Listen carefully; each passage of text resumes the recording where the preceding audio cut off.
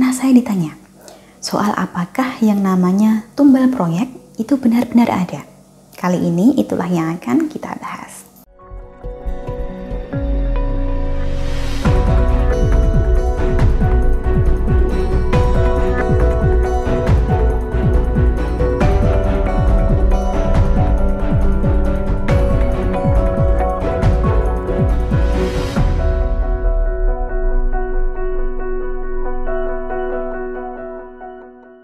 Salam Rahayu, dengan Dewi Suntari di sini. Apa kabar Anda?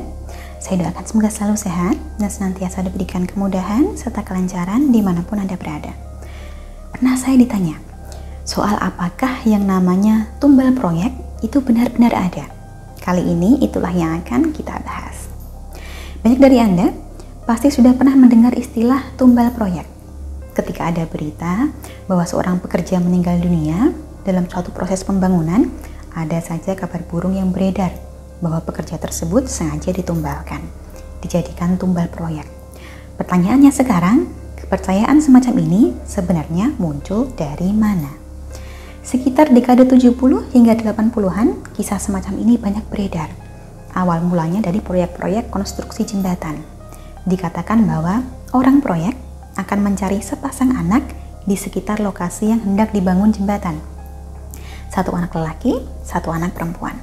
Sepasang anak inilah yang konon katanya akan ditimbun hidup-hidup dengan beton di pilar penyangga jembatan. Satu anak di sebelah kanan, satu anak di sebelah kiri. Tujuannya supaya roh kedua anak tersebut menjadi penjaga jembatan dan membuat jembatannya ini jadi kokoh dan awet. Alhasil, anak-anak kecil zaman dulu tidak berani bermain ataupun berkeliaran di sekitar pembangunan jembatan. Besar kemungkinan ini merupakan suatu cara bagi orang tua zaman dulu untuk memastikan agar anak-anak tidak bermain sembarangan. Bagaimanapun juga, kalau berkeliaran di sekitar lokasi pembangunan, ya jadinya tidak aman, rawan kecelakaan, mengganggu pekerjaan juga. Hanya saja, larangan ini dibalut sedemikian rupa sehingga membawa-bawa soal tumbal segala, supaya anak kecil jadi tidak berani dan mau mematuhinya. Kalau secara istilah sendiri, tumbal proyek sebenarnya merujuk pada semacam persembahan yang diberikan agar proses pembangunan berjalan lancar. Apakah persembahan ini berupa nyawa manusia? Bukan. Yang dijadikan tumbal adalah kepala hewan, misalnya kebau atau kambing. Tujuannya adalah agar proses pembangunan ini berjalan lancar, tidak mengalami banyak masalah. Jadi justru dimaksudkan sebagai doa agar tidak jatuh korban jiwa. Terutama jika proyek tersebut berada di lokasi yang oleh warga setempat dianggap angker atau wingit. Zaman dulu memang masih sering kita membabat alas atau membuka lahan untuk jalan atau jembatan.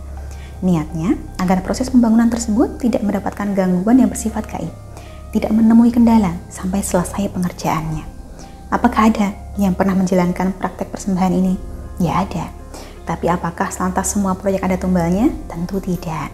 Seringnya, yang kita dengar sebagai kasus tumbal proyek sebenarnya merupakan suatu bentuk kecelakaan kerja. Entah yang terjadi karena keteledoran ataupun karena ketidaksengajaan.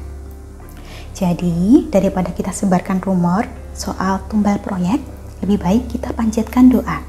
Bagaimanapun juga, suatu infrastruktur itu dibangun demi kemajuan dan kepentingan bersama. Kita tentunya mengharapkan semuanya selamat dan membawa manfaat. Kurang lebihnya, demikianlah yang dapat saya sampaikan seputar ada tidaknya tumbal proyek. Semoga memberikan sedikit wawasan yang bermanfaat. Terima kasih banyak untuk Anda yang telah menyaksikan. Sampai jumpa di kesempatan selanjutnya dan salam Rahayu.